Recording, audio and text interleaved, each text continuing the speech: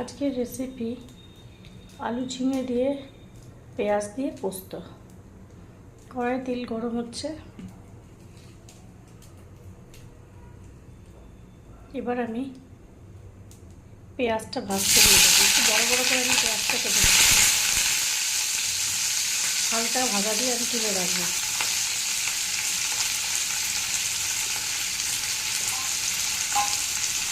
আমি পেঁয়াজটা হালকা ভেজে তুলে রেখেছি। এবার কড়াইতে আমি দেব জিরা ফোড়ন,